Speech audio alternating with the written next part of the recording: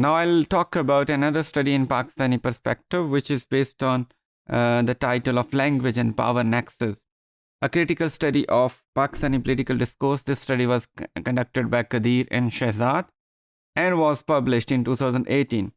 This study very interestingly looks into former Prime Minister Yusuf Raza Gilani's speech, which was delivered in 2011 in then Parliament, and it talked about it was based on some issues of public interest, and it was also based on government's response, Prime Minister's response to various allegations raised by their opponents in the political sphere of the country. The study was interested in looking into various linguistic features used by the Prime Minister to convince his opponents, to convince his fellow parliamentarians, and also to take public into confidence. Overall, the study was qualitative in nature. It used a critical approach, as it's clear from the fact that it falls in the paradigm of critical discourse studies research.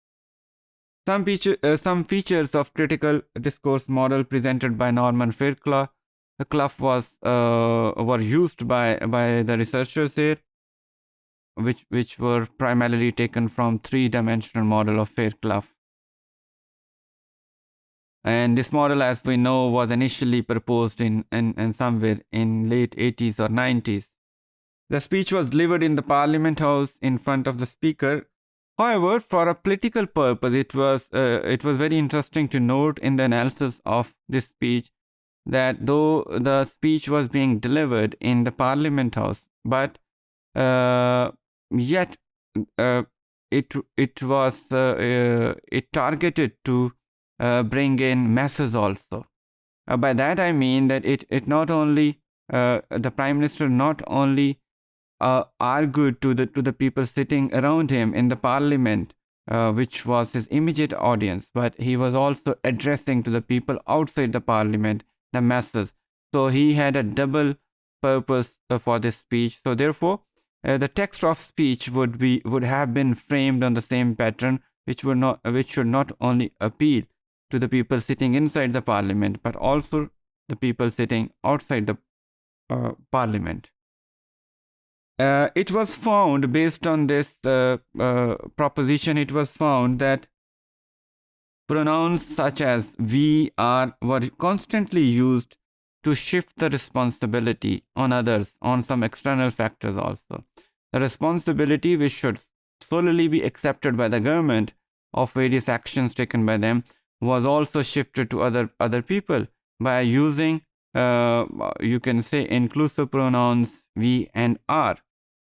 Whereas it was an interesting finding that I, which was a singular personal pronoun, it was used to show some kind of authority and assertion on the part of Prime Minister, his ability to handle situation in the way he likes, and he probably was interested in telling the people that he and his government has the capacity to deal with the political situation in the country.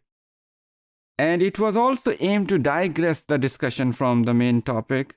Similarly, the pronouns and the vocabulary together establish the in-group and out-group category of the people, what the Prime Minister considers his in-group and what he thinks was his out-group. The solidarity was also shown in this speech by using these pronouns, and this was another interesting finding of the study. Then there was another interesting finding, very interesting finding. It was claimed by the researchers that the element of mystification, vagueness, was deliberately created by the Prime Minister in a speech, so that he may hide the truth, or maybe to claim the truth, or alternatively.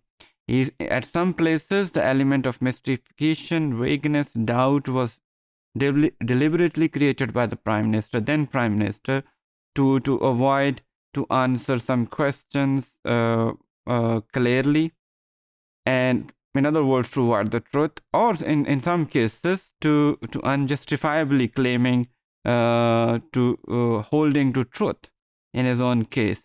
So these We all know these kinds of strategies are used by politicians, where some things are deliberately obscured or made to look like intriguing, so that no clear political answer be given to the questions of public interest. So this was another interesting finding of this study.